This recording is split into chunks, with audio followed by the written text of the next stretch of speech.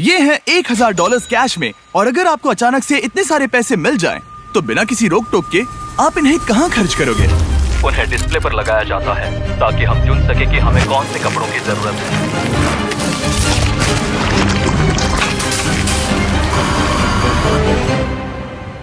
Uganda के rural इलाकों के लाखों लोगों के लिए ये पैसे अलग तरह से इस्तेमाल किए जा सकते हैं।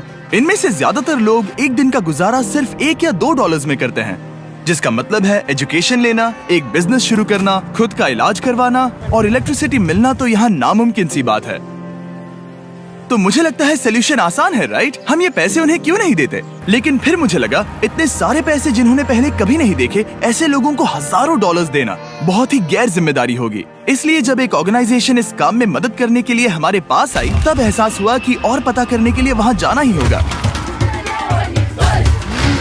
युगांडा एक खूबसूरत देश है और ये कुछ कमाल के लोगों से भरा हुआ है। पर जब भी पहली बार गिव डायरेक्टली इस प्रोग्राम के बारे में मेरे पास आए, तब मेरी शुरुआती रिएक्शन ये थी कि ये एक बहुत बुरा आइडिया है। मुझे लगा कि पूरे 1 साल की तनख्वाह जितनी रकम ऐसे लोगों को देना जो भयंकर गरीबी में जी रहे हैं, इसका अंजाम आखिर में बहुत भयानक हो सकता है। गिव डायरेक्टली एक स्ट्रिक्ट सिलेक्शन प्रोसेस के जरिए सबसे ज्यादा जरूरतमंद गांव की पहचान करते हैं और हर एक परिवार को साइन अप करवाते हैं।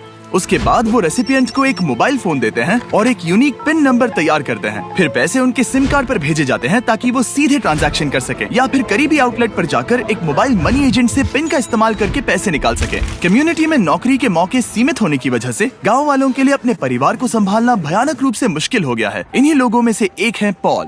मेरी एक बीवी है, 2 बच्चे हैं, इसीलिए मैं रुका हुआ हूँ। मेरा परिवार दिन में सिर्फ एक बार खाना खाता है। हम बस एक बार खाते हैं, रात के समय। हमारे सामने ये चुनौतियां हैं। अगर पॉल के पास और पैसे होते तो वो उन्हें सिर्फ यहाँ एक बिजनेस शुरू करने में नहीं लगाता, बल्कि ये भी पक्का करता कि उसे और उसके बच्चों को अच्छी एजुकेशन भी मिल सके। मेरा लक्ष्य है कि मुझे सीनियर 4 क्लास का सर्टिफिकेट मिले। शायद तब मेरी जिंदगी और बेहतर हो जाए।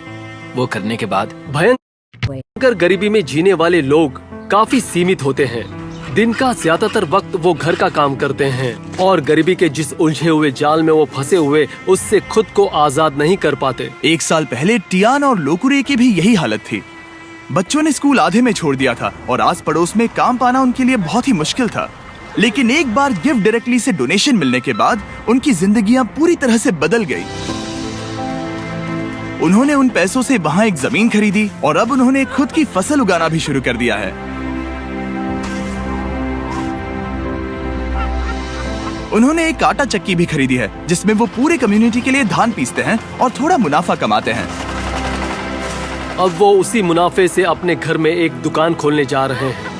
और उसके साथ ही अब लोकुरे ने गांव में एक फ्यूलिंग स्टेशन भी शुरू कर दिया है। ये प्रोग्राम उस बात की जिंदा मिसाल है, क्योंकि ये एक ऐसी इकोनॉमी को बढ़ावा देता है जो बिजनेसेस बनाने में मदद करती है। पर अभी सीधे पैसे देने के आइडिया के बारे में मुझे थोड़ा डर लग रहा है। इसीलिए हम ये समझने की कोशिश कर रहे हैं कि क्या हमें किसी और तरह से मदद करने से फायदा होगा।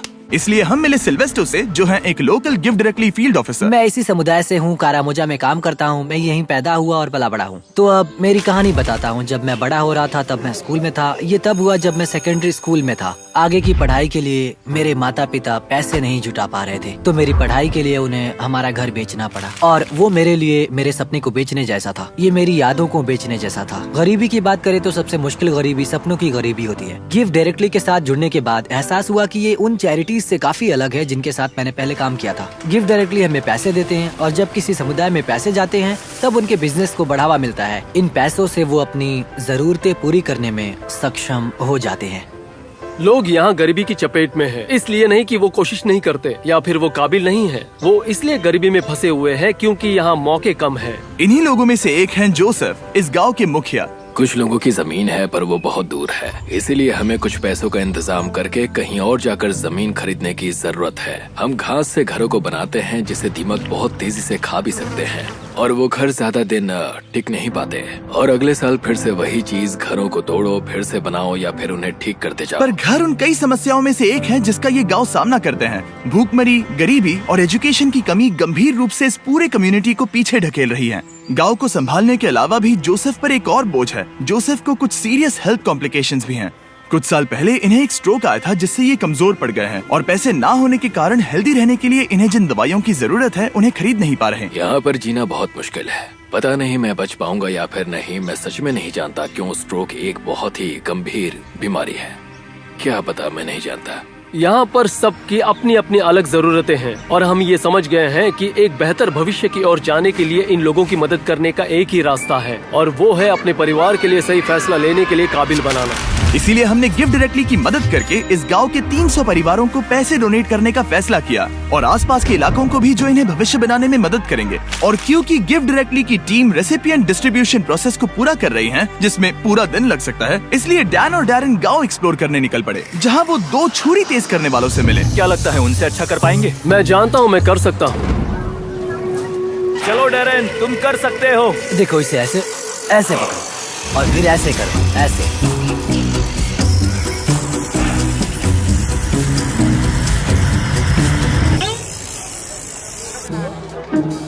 और अब होगा एक फाइनल टेस्ट। क्या वो मुर्गी लाने वाले हैं? नहीं नहीं, वो मुर्गियों को बिल्कुल नहीं लाने वाले। यहाँ पर भीड़ इकट्ठा हो गई है। हम देखने वाले हैं कि किसने सबसे अच्छी धार लगाई है। अगर वीडियो को पीछे करोगे तो देख पाओगे कि चाकू को धार लगाते वक्त कोई तो डैरेन की मदद कर रहा था और मैंने अकेले ही पूरी मेहनत की है। पहले एक प्रोफेशनल करके दिखाएंगे। हाँ ठीक है। और अब डैन और डैरेन की बारी थी। मैं हूँ चैंपियन। हाँ तुम ही तुम एक चैंपियन। चैंपियन हो। हार माननी नहीं थी, इसीलिए डैरेन ने बदला लेने की कोशिश की। अफ्रीका में चारों ओर अपने सर पर सामान रख कर ले जाना एक आम सी बात है। डैन और मैं वो करने की कोशिश करेंगे। बाप रे। तैयार? नहीं नहीं, रुको। तुम ठीक हो? क्या तुमने हाथ हटा दिए? हाँ। तुम ये कैसे कर रहे हो? ठीक है। तैयार हो? ओ, मैं जीत गया। अरे यार, ओके। डैरेन इस बार जीत गया, पर इसका बैग तुम ये कैसे कर रहे हो?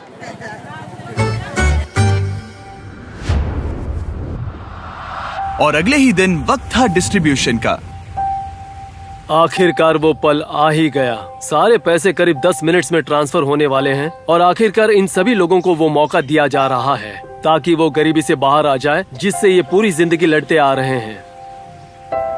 पर गांव में सभी लोगों में से जोसेफ सबसे ज्यादा फिक्र में थे।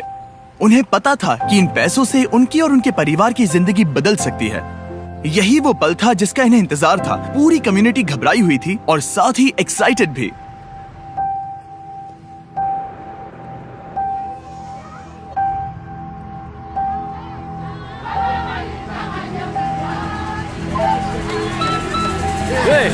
यस।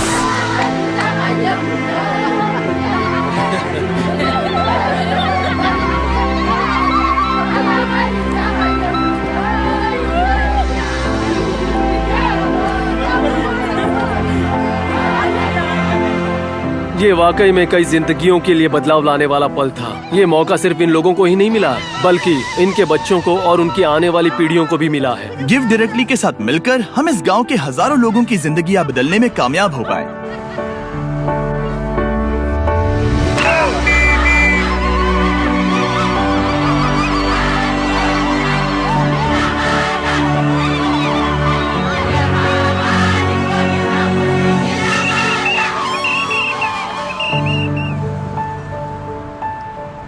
वो टेक्स्ट मैसेज मिलने के बाद अब वक्त था इन रेसिपिएंट्स के पैसे निकालने का।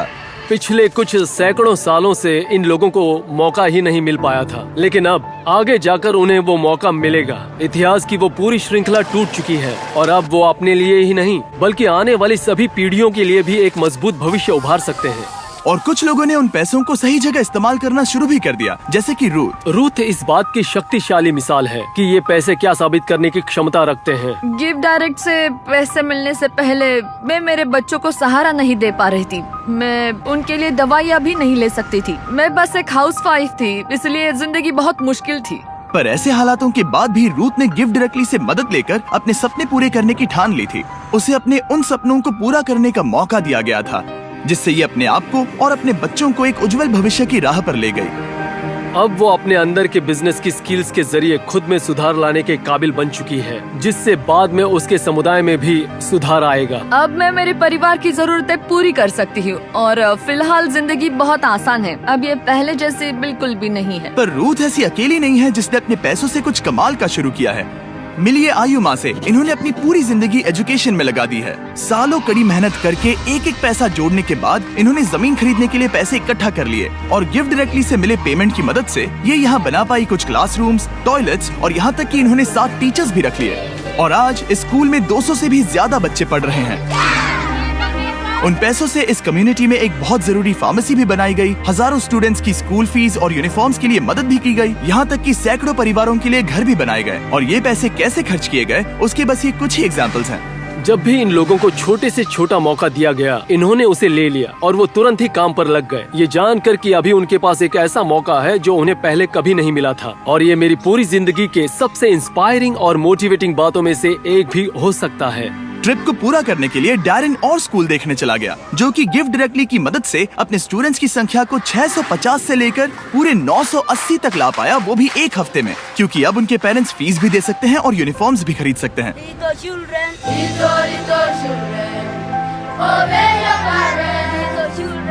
आप गड़गड़ाहट की आवाज सुन सकते हो, तब असल में बारिश शुरू हो गई थी। पर जैसे ही बच्चों ने गाना गाना शुरू किया, वो बादल हट गए और यहाँ पर उजाला हो गया। ये बहुत ही कमाल का अनुभव था।